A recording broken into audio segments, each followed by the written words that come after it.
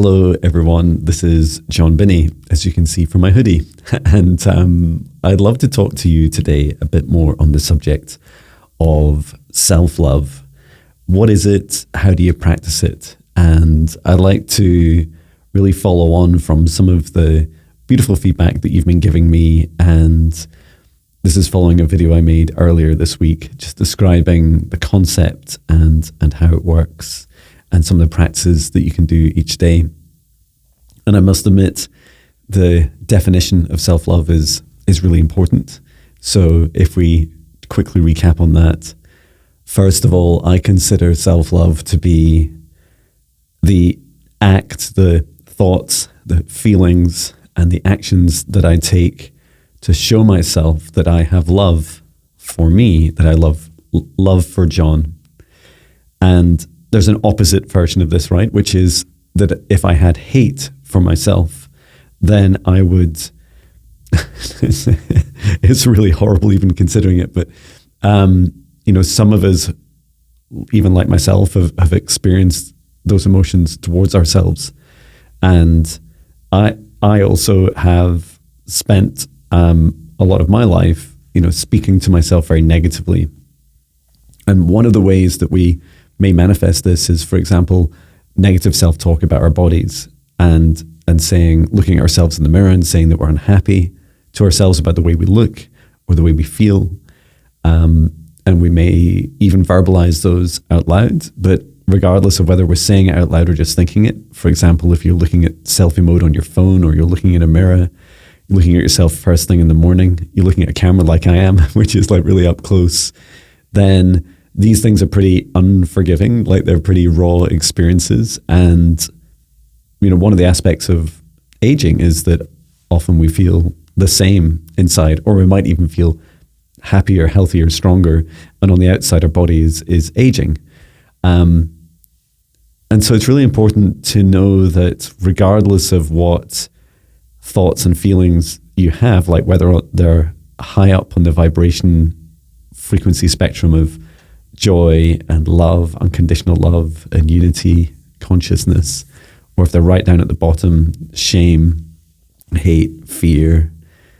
It's important to know that in this whole frequency range, that wherever your self-talk is, wherever your self-actions are, the things that you do to yourself and for yourself and say to yourself, they all have an effect on you. They have an effect on your body, which is absorbing so much of this energy itself.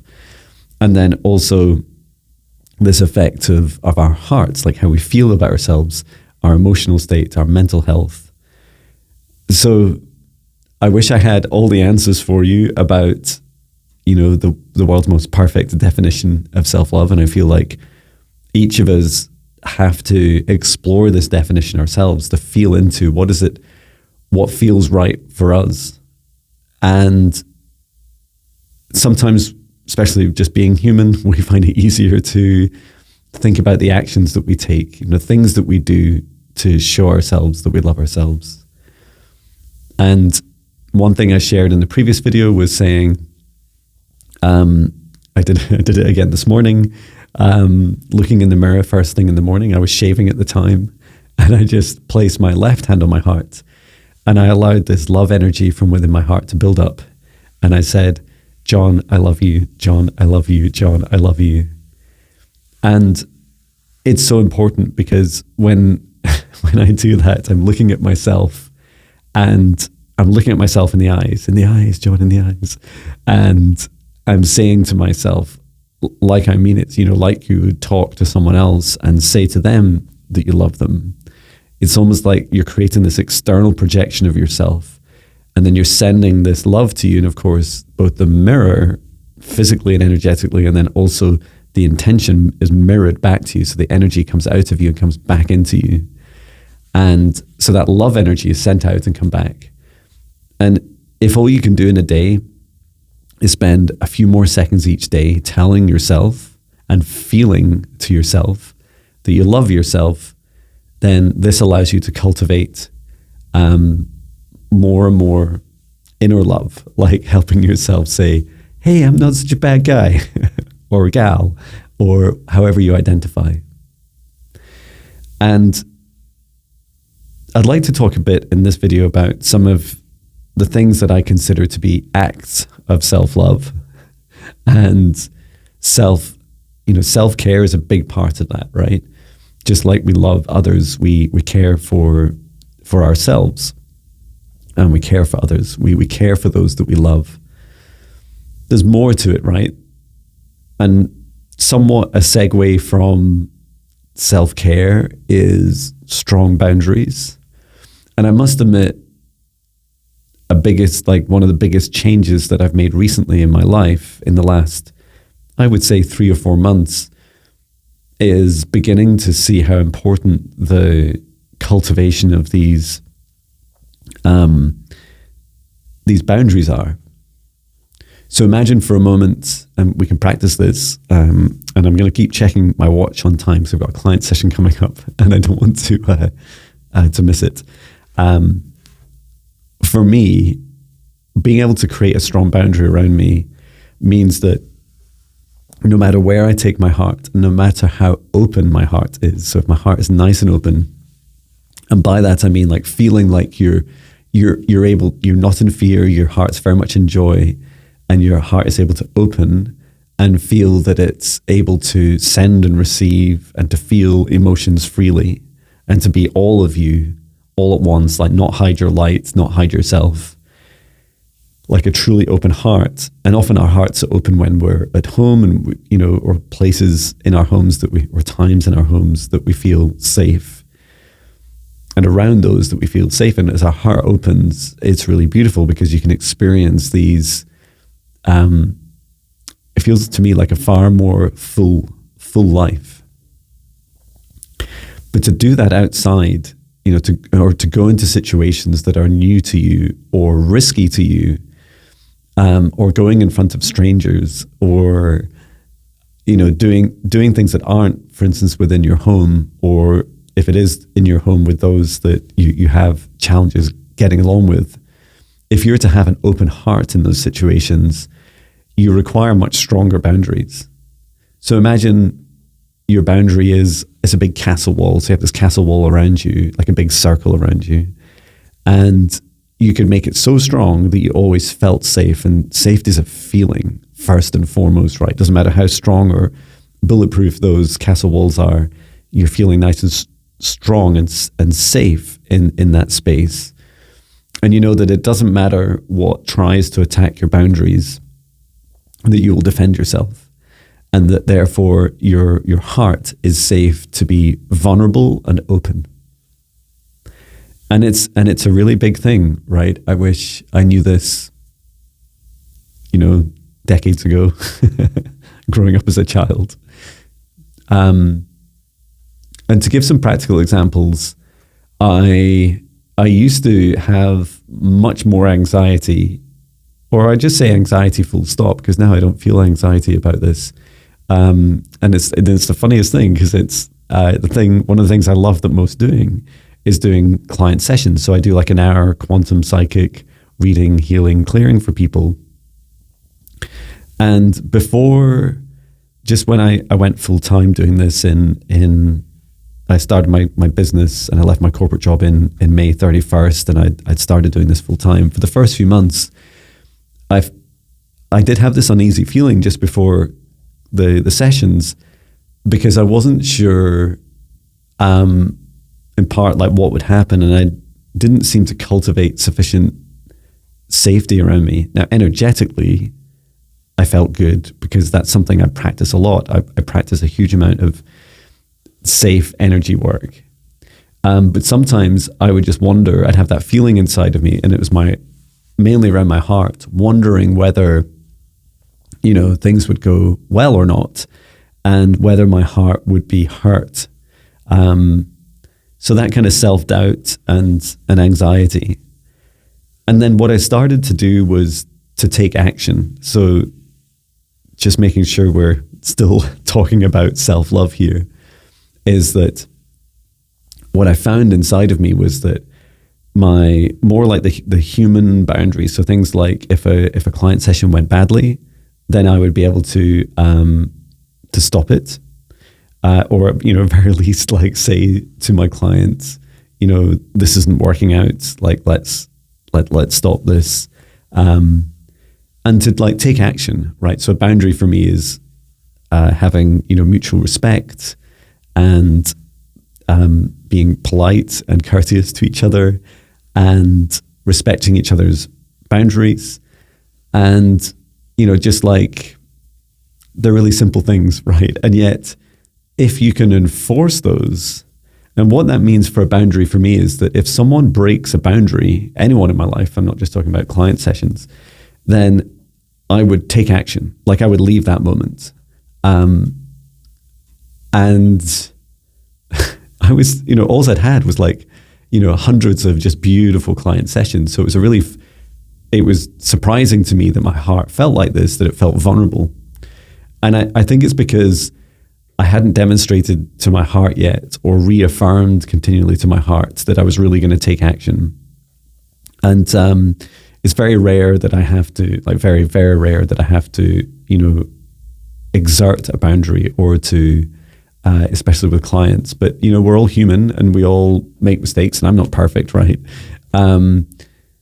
And I just found myself in literally the couple of occasions that, the 2 or so occasions that I've had to in the last year, that I've had to exert any kind of boundary, that my heart was listening. My heart was like, oh, so John, this human, does have my back.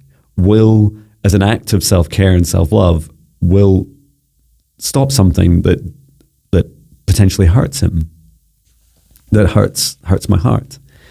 And that means things like walking away, or, it means like walking away from work that doesn't feel right, that crosses, puts at risk a boundary or crosses a boundary.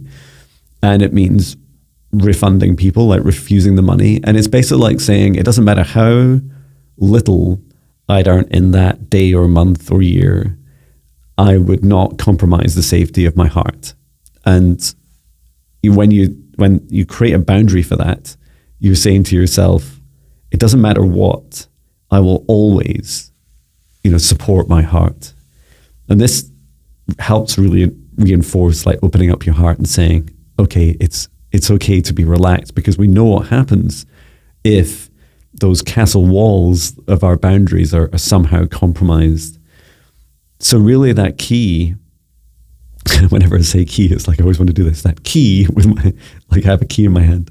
The key to this is really making sure that you will actually take action, and do take action, when one of your defined boundaries is put at risk or potentially compromised. And it means saying no to people. It means walking away from situations that don't feel good to you, places, spaces, work, whatever. And yes, it means dealing with that consequence, like taking ownership of what happened, knowing that we're not perfect. Even our boundaries are not perfect, right? We don't define them perfectly.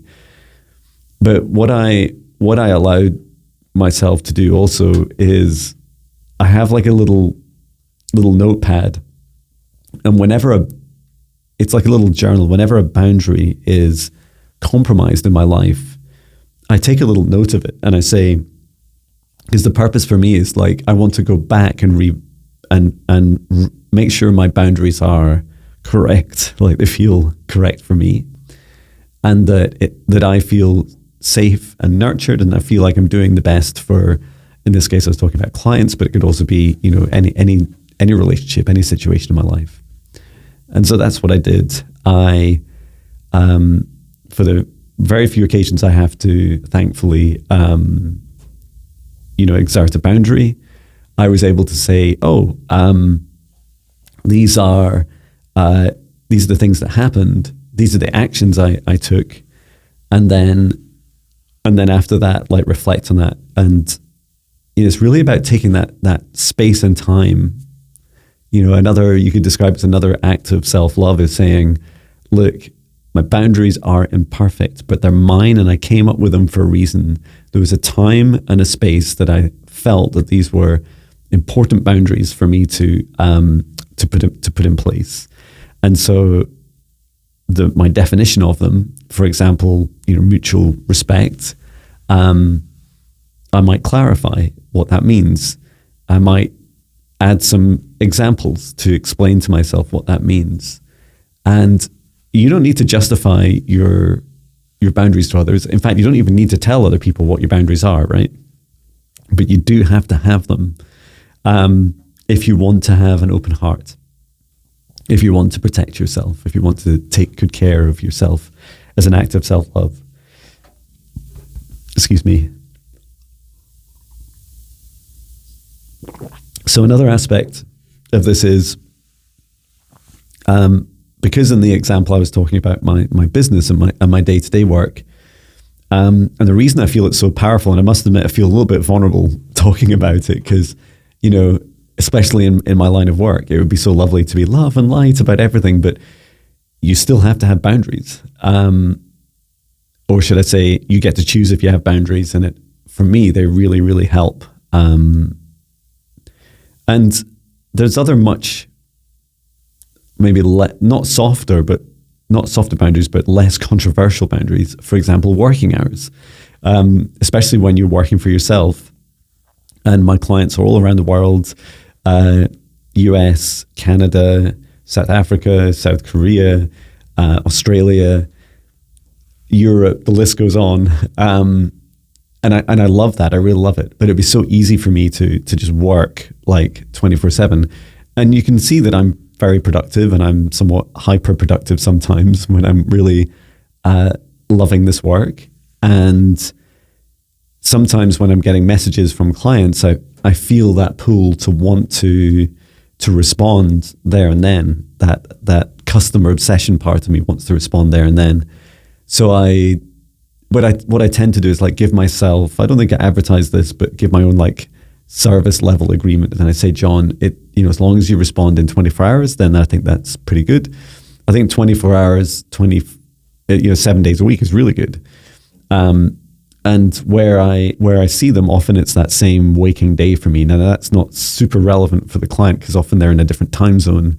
So it could be the next day. If you're in Australia and you message me at maybe 6 p.m. your time, and I don't message back until my afternoon, it's probably like the next day for you. Like you've had a night's sleep and you'll be getting up, late at night, my time.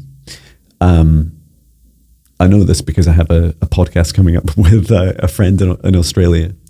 And I also love transparency. So especially in businesses, and I just love more people to be more transparent about this. So when some of the examples I have on my privacy statement page on my website, so it's in the footer of all my website, and you agree to it when you book a service, and also when you sign up to join my website. So even if you're not paying for anything, you sign up for it. In there, it has all the GDPR, like data protection and privacy laws that we have to observe here in Europe and for European clients around the world. But also I have some, what do I call them? Like my guidelines for behavior. And it includes like these, they were inspired by some of the more traditional rules you would see in like forums, or membership groups. And it actually came from my own membership group. And I felt that I want everyone to know that when they sign up for something, that they agree to behaving nicely with each other and with me. And what that means for me, and I learned this in the couple of challenges I had over the last 12 months, was that I feel transparency really helps me like share. I don't need to like go into super detail about my personal boundaries, but I feel certainly from a business perspective, I need to make sure that my clients know what those boundaries are that directly touch them. So for example, if I expect mutual respect, then I would put that, then I have that in my my guidelines. And it also means that if there's an issue where that's breached, I can share that and say, look, you did agree to this, because right now on my website, every time you log in, you agree to these guidelines, and you can just click on the link to see them. I feel like that's really, really helpful. What is the effect that it has on me? It feels lovely. It feels like my heart is open. And when I go into my sessions now, because I feel like you attract, when you create these boundaries in your life, you attract people that will comply with those boundaries. Like it's never going to be perfect, right? But it's like you increase the chances of having customers that will align with those boundaries. And sure, you'll every now and again you'll be imperfect, and like I am, and and make mistakes, and so will people that you work with. But just having something to reference is really, really helpful. And I also feel like sometimes I would, if something happened, for example, if someone couldn't, I have policies for cancellation policies and no-show policies and stuff. And I tend to be very lenient and very understanding, and especially in the context of what's going on for me, my family financially. Like if it just doesn't matter to me, but I know it matters to my clients, then I would, be as flexible as I could. So for example, I did change my cancellation policy, I think from like 14 or 7 days to, I think 36 hours. And that's like enough time for me to be able to fill the space. I have to end the video in a moment so I can go to my client session. So yeah, I think those are like really important things to think about. It's like a reference point. So when you write down a boundary or a policy for something, whether it's in your business or in your personal life, it can be a great way of revisiting it and saying, yeah, here's some aspects of my boundaries that I want to be able to reference when I'm dealing with others, so that they're transparent with them, and also I get the opportunity after I've had to take action with that boundary to go back and keep refining it and keep improving it. And I feel like that's a journey you just keep doing, right? So yeah, there's my suggestions. I must admit, when I started the video, I was going to use other examples that would maybe be broader for people, not just those that are running their own business. But I feel like even if you're even if you are in business or you'd like to apply these rules to others, it can be really helpful. And you don't need to have a website, right? You can just write down a bit of paper and perhaps put these boundaries, maybe have them next to your front door, so that when you're leaving your home, there'd be a little list of maybe your top 3 boundaries, the top 3 words that you'd like to, or emotions especially, you'd like to keep outside of your boundaries, the top 3 emotions you'd like to keep inside your boundaries. It might be hate, fear, violence on the outside, and then it'd be like love, mutual respect, and joy on the inside, whatever you decide. And having a little diagram, like a circle around you with you in the middle, and the words you don't want inside the boundaries on the outside, and the words you do want on the inside of the boundary. That would be a really cool visualization to see. And what happens is that it's like you're programming yourself, right? It's like a way of saying to yourself each day, whenever consciously a boundary comes up, it's there in your mind, like you visualize it, or you remember the words, and most importantly, the feelings. And when you're confronted with a boundary, you don't need to say to yourself, oh, I must tell this person exactly what this boundary is. You don't need to even tell them. You just say, this is encroaching on a boundary for me, or this is non-negotiable for me. Or just tell them, I'm going to go away and think about this, and give them the action, give them your decision later. But whatever you do, explore boundaries. They're really, really helpful and a beautiful act of self-love. So I hope this finds you well. And if you have any questions or topics you'd like me to cover, then I'd love to help. And please do check out my website. Do check out the different policies I have, and the guidelines for that express my boundaries. So I hope that helps you. Take care, everyone. Sending so much love.